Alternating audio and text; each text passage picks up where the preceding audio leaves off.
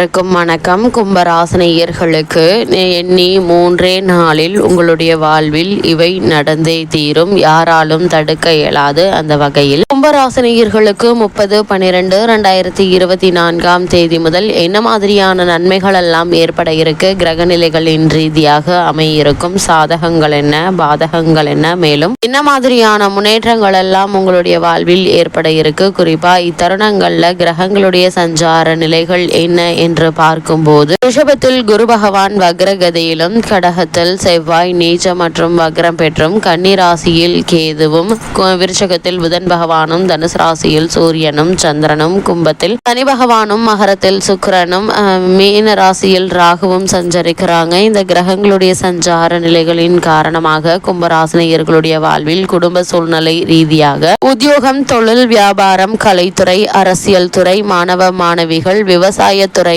பெண்மணிகள் என அனைவருக்குமே என்ன மாதிரியான நன்மைகள் எல்லாம் ஏற்பட இருக்கு என்பது குறித்தான முழுமையான பதிவை தான் இந்த வீடியோல நம்ம விரிவா பார்க்க போகிறோம். அந்த வகையில இந்த 30/12/2024 இன்றைய தினம் மார்கழி அமாவாசையாக அமைகிறது. அதாவது இந்த மார்கழி அமாவாசையான இன்றைய தினத்துல கும்பராசினியர்களான நீங்கள் என்ன செய்ய வேண்டும், என்ன செய்யக்கூடாது, என்ன செய்தால் என்ன மாதிரியான நன்மைகள் எல்லாம் ஏற்படும் என்றுதான் பார்க்க போறோம். அந்த வகையில இந்த மார்கழி அமாவாசையான இன்றைய தினம் சூரியனும் சந்திரனும் ஒரே நேர்கோட்டில் வரும் நிகழ்வினை அமாவாசை நாள் என்கின்றோம். ஜோதிட சாஸ்திரத்தின்படி சூரிய பகவான் தந்தை உறவுக்குரிய கிரகமாகவும், சந்திரன் தாய் தொடர்பான உறவுக்கு காரணமாக கருதப்படுகிறார். அதனால் இந்த இரு கிரகங்களும் நேருக்கு நேர் சந்திக்கும் நாளில் முன்னோர்களை நினைத்து வழிபடுவதால் பித்ருலோகத்தில் இருக்கும் அவர்களுக்கு நற்கதி கிடைக்கும் என்பது ஐதீகம். அமாவாசை அன்று தர்ப்பணம் கொடுத்து வழிபட முடியாவிட்டாலும் முன்னோர்களை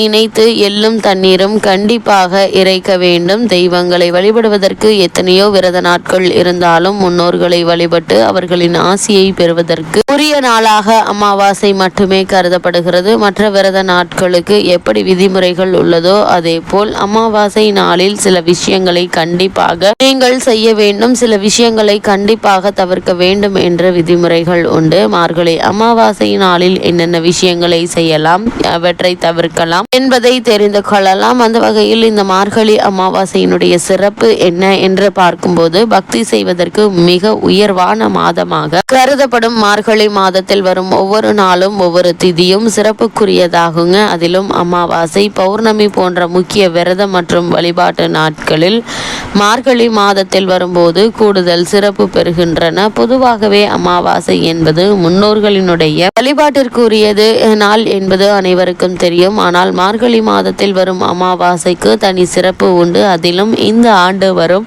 மார்கழி அமாவாசை என்பது இந்த 2025 ஆண்டினுடைய முதல் அமாவாசையாக அமைகிறது. அது மட்டும் இல்லாமல் இந்த மார்கழி அமாவாசையில் நம்முடைய முன்னோர்களுக்கு மட்டுமல்ல, அகால மரணம் அடைந்த துர்மரணம் அடைந்தவர்களுக்கு மார்கழி அமாவாசை என்று தர்ப்பணம் கொடுத்து வழிபட்டால் அந்த ஆத்மாக்கள் துன்பப்படாமல் வைகுண்ட பதவியை அடையும் என்பது நம்பிக்கை. அது மட்டுமல்ல, மார்கழி அமாவாசையில் இருந்த நம்முடைய முன்னோர்களுக்கு தர்ப்பணம் கொடுத்து வழிபட்டால் நம்முடைய பல தலைமுறைகளுக்கு இருக்கும் பித்ருதோஷம் நீங்கும். இந்த நாளில் விரதம் இருந்து வழிபட்டால் பித்ருதோஷம் நீங்குவதுடன் வீட்டில் மகிழ்ச்சி, வளர்ச்சி, செல்வ வளம் ஆகியவை அதிகரிக்குங்க. அப்படிப்பட்ட இந்த மார்கழி அமாவாசை நாள் அனுமனின் அவதார தினம் என்பதால இந்த நாளில் தான தர்மங்கள் செய்வதால் சனி தோஷம் உள்ளிட்ட அனைத்து கிரக தோஷங்களையும் நீக்குங்க. ஜாதகத்தில் சந்திரனால் பாதிப்பு உள்ளவர்கள் மார்கழி அமாவாசை நாளில் நவகிரகங்கள்ல இருக்கக்கூடிய சந்திர பகவானுக்கு விளக்கேற்றி வழிபட்டால் அல்லது சிவபெருமானுக்கு விளக்கேற்றி வழிபட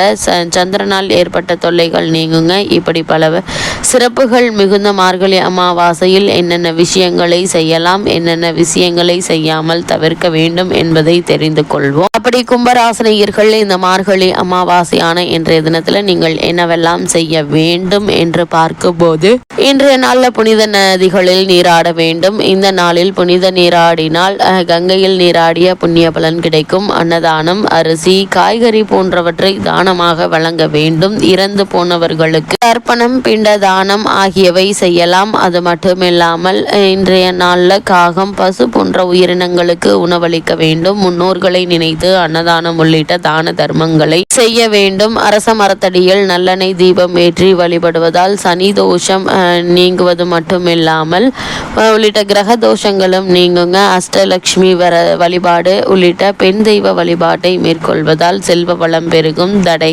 விலகும். அனுமனை வழிபடுவதால் ராகு, கேது, சனி போன்ற கிரகங்களால் ஏற்படும் கேடு பலன்கள் தீருங்க. அது மட்டும் இல்லாம மேலும் என்ன மாதிரியான விஷயங்களை எல்லாம் தவிர்க்க வேண்டும் என்று பார்க்கும்போது, சுபகாரியங்கள் நடத்துவது, புதிய தொழில் துவங்குவது, புதிய முதலீடுகள் செய்வது ஆகியவற்றை தவிர்க்க வேண்டும். வீட்டிற்கு தேவையான பூஜை பொருட்கள், தானியங்கள், மாவு பொருட்கள், எண்ணெய் போன்ற பொருட்கள் வாங்குவதை தவிர்க்க வேண்டுங்க. துக்க காரியங்களில் அதாவது கும்பராசினியர்கள் இந்த மார்கழி அமாவாசையில் எவற்றையெல்லாம் தவிர்க்க வேண்டும் என்று பார்க்கும்போது, துக்க காரியங்களில் கலந்து கொள்வது, இடுகாடு போன்ற வறட்சியான இடங்களுக்கு செல்வது, அசைவம் சாப்பிடுவது ஆகியவற்றை தவிர்க்க வேண்டும். முன்னோர்கள் நம்மை காண வீட்டிற்கு வரும் நாள் என்பதால் வாசலில் கோலமிடுவது, சண்டையிடுவது, மங்களமான சொற்களை பேசுவது, கோபப்படுவது ஆகியவற்றை நிச்சயம் தடுக்க வேண்டும் என கூறப்படுகிறது. அந்த வகையில் கும்பராசினியர்களுக்கு இந்த மார்கழி அமாவாசையான இன்றைய தினத்தில் மேலும் என்ன மாதிரியான நன்மைகள் எல்லாம் குடும்ப சூழ்நிலை ரீதியாக ஏற்பட இருக்கு என்று பார்க்கும்போது, உத்தியோக ரீதியாகவோ அல்லது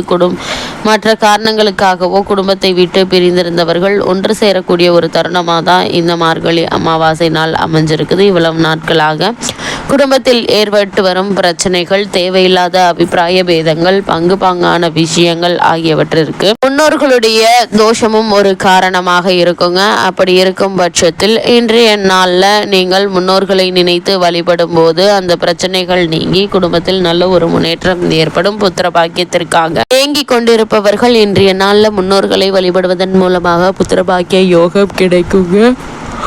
இன்றைய நாளை பொறுத்த வரைக்கும் காரணமே இல்லாமல் உங்களுக்கு மறுக்கப்பட்டு வந்த பதவி உயர்வு, ஊதிய உயர்வு, உத்தியோகத்தில் கிடைக்க வேண்டிய சலுகைகள் ஆகியவற்றை தற்போது நீங்கள் தாராளமாக எதிர்பார்க்கலாங்க. தொழில் மற்றும் வியாபாரம் செய்பவர்கள், புதிய முதலீடுகள் சம்பந்தமான முயற்சிகளை மேற்கொண்டு வருபவர்கள், முன் அனுபவம் உள்ளவர்களிடம் ஆலோசனை பெற்று அதற்கு பிறகு உங்களுடைய முயற்சிகளை மேற்கொள்வது மிக மிக நல்லதுங்க. எடுத்தோம் கௌத்தோம் என்ற எந்த செயலிலும் ஈடுபடாமல் ஒரு முறைக்கு இருமுறை ஆழ்ந்து யோசித்து சிந்தித்து செயலாற்றுவது நல்லது. தேவையில்லாத விஷயங்களில் தலையிட வேண்டாம் என்பதையும் கிரகநிலை மீண்டும் மீண்டும் அறிவுறுத்துதுங்க. அதே போல் யாருடனும் வீண் வாக்குவாதத்தில் ஈடுபட வேண்டாங்க. அதே போல மாணவ மாணவிகள், இன்றைய கல்விதான் நாளைய எதிர்காலம் என்பதை மனதில் நிறுத்தி உங்களுடைய முழு கவனத்தை கல்வியில் செலுத்துவது அவசியங்க. அதே போல யாரிடமும் தேவையில்லாத வங்குக்கு செல்ல வேண்டாம். நீங்கள் உண்டு, உங்களுடைய வேலை உண்டு என்றிருப்பது நல்லது. அதே போல கும்பராசினியர்களை பொறுத்த வரைக்கும் மார்கழி அமாவாசையான இன்றைய தினத்தில் கிரகநிலைகளின் ரீதியாக கூறப்படும் பரிகாரம் என்ன என்று பார்க்கும்போது, இக்காலகட்டங்கள் வீட்டிற்கு அருகாமையில் உள்ள ஆலயத்திற்கு சென்று சிவபெருமானை வழிபடுங்க. எண்ணற்ற நன்மைகள் உங்களுடைய வாழ்வில் ஏற்படும்.